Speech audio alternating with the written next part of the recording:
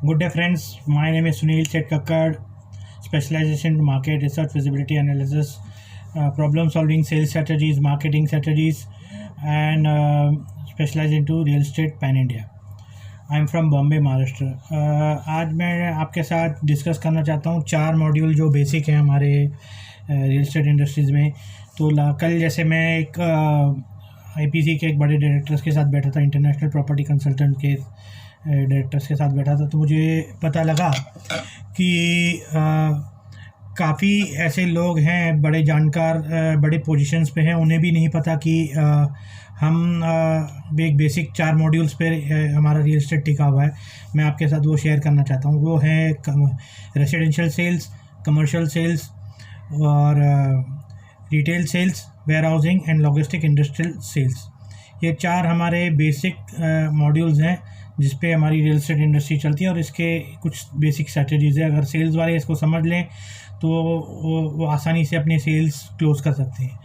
तो पहले हम शुरुआत करते हैं रेसिडेंशियल सेल्स के साथ। रेसिडेंशियल सेल्स क्या होता है? रेसिडेंशियल सेल्स और कुछ नहीं, वो एक इमोशनल सेल्स है। इमोशनल सेल्स जो फैमिली की एक डिसीजंस, फैमिली की डिसीजंस के साथ, फैमिली मेम्बर की डिसीजंस के साथ लिया जाता है, और उसमें बेसिकली एक हमेशा एक ही डिसीजन मेकर होता है जिसकी ज़्यादा फैमिली में चलती है। अगर वो सेल्स वाला उस बंदे को आइडेंटिफाई कर लेता है, वो पर्सन को आइडेंटिफाई कर लेता है जिसकी फैमिली में ज़्यादा चलती है, अगर वो उसे कन्विंस कर लेता है तो सेल आसान हो जाता है। उसे कहते हैं रेसिडेंशियल सेल। उसके बाद आता है कमर्शियल सेल्स। कमर्शियल सेल्स क्या होता है? Commercial sales nothing but an logical sales.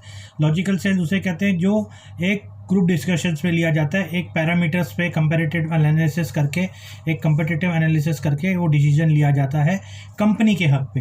तो जिसमें लोकेशन, प्राइसिंग, साइजिंग सब कुछ देखने के बाद मैनेजमेंट एक डिसीजन लेती है। अगर ये एक सेल्स वाला समझ ले कि मैनेजमेंट की रिक्वायरमेंट, एग्जैक्ट रिक्वायरमेंट, तो उसके लिए कमर्शियल सेल्स आसान हो जाता है। वो होता है लॉजिकल सेल्स। तो ये हो गया कमर्शियल। इसके बाद आता है एक warehousing industrial park sales. तो वेयर हाउसिंग इंडस्ट्रियल सेल्स क्या होता है? वेयर हाउसिंग इंडस्ट्रियल सेल्स ना लॉजिकल होता है ना इमोशनल होता है, वो होता है इंजीनियरिंग सेल्स। इंजीनियरिंग सेल्स क्या होता है? आप बोलेंगे इंजीनियरिंग सेल्स वो होता है जिसमें मशीनरीज, प्लांट मशीनरीज के अनुसार ही जगह आइडेंटिफाई की जाती है, जिसमें ना लॉजिक काम आता है ना उसमें कोई इमोशंस होते हैं। आपकी मशीनरीज की रिक्वायरमेंट के हिसाब से स्पेस का आइडेंटिफिकेशन होता है।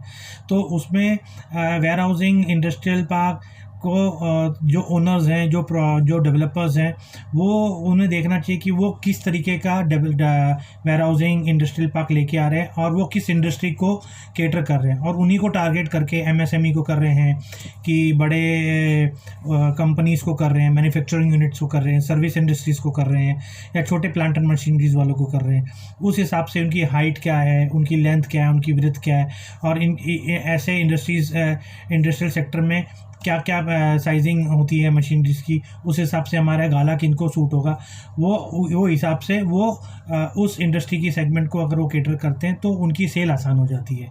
तो इसलिए कहते हैं उसको इंजीनियरिंग सेल्स। अब रिटेल सेल्स और लीजिंग क्या होता है? रिटेल सेल्स और लीजिंग कुछ नहीं होता है। इसे सेल में ना इसमें सेल होती है ना इसमें रिटेल सेल माना जाता है। Retail sale nothing but an business development. ये एक बिजनेस डेवलपमेंट है, ये एक रिवर्सल इंजीनियरिंग कहा जाए इसको। ये इसमें क्या होता है कि हमें बिजनेस डेवलपमेंट करना पड़ता है अपनी कंपनी के लिए, डेवलपर के लिए। हमें जाना पड़ता है रिटेलर के पास और उनकी एक्सपेंशन प्लान समझने पड़ते हैं। और हर एक रिटेलर के पास अपने एक एक्सपेंशन प्लान होते हैं, 1 tyre city, 2 tyre city, 3 tyre city और मेट्रोज के लिए, और उनके कुछ पैरामीटर्स होते हैं और उनको पता होता है कि एक सिटी में हमने इतने आउटलेट खोलने हैं। तो हमें जाके हर एक रिटेलर्स को जाके समझना पड़ता है और उनको अप्रोच करना पड़ता है अपने मॉल को लेके। और उसमें डिफरेंट मॉड्यूल्स होते हैं, उसमें कोई होता है रेवेन्यू शेयरिंग होता है, किसी में पार्टनरशिप्स होती है, किसी में फ्रेंचाइज होता है, किसी में लीजिंग होती है, किसी में leasing plus revenue sharing model होता है। तो ये हमें मॉड्यूल समझना पड़ता है रिटेलर के साथ बैठ के, और अपने डेवलपर को कौन से मॉड्यूल में फिट होते हैं वो हमें समझना पड़ता है। तो इस तरीके से ये 4 मॉड्यूल है। अगर ये 4 मॉड्यूल हर सेल्स वाला समझ जाए तो उसकी पिचिंग आसान हो जाएगी और वो अपने एक रियल एस्टेट सेल्स में एक कामयाब सेल्समैन बन सकता है। तो ये 4 मॉड्यूल अगर जिसको सेल्स वालों को समझ में आ जाए तो उनके लिए सेल्स आसान हो जाएगी। मैं उम्मीद करता हूँ कि मेरा ये छोटा सा वीडियो बेसिक नॉलेज का रियल एस्टेट के ऊपर सेल्स पर्सन को समझ में आएगा और उनके लिए कुछ काम करेगा। और मेरा नाम है Sunil Seth Kakkar. I am specialising to market research, feasibility analysis, negotiations, land acquisitions, और I am from Bombay, Maharashtra. और मेरा फ़ोन नंबर है 9820614117। उम्मीद करता हूँ मेरा ये वीडियो आपको पसंद आया हो, और आप मुझे लिंक्डइन पर भी फॉलो कर सकते हैं। Thank you very much.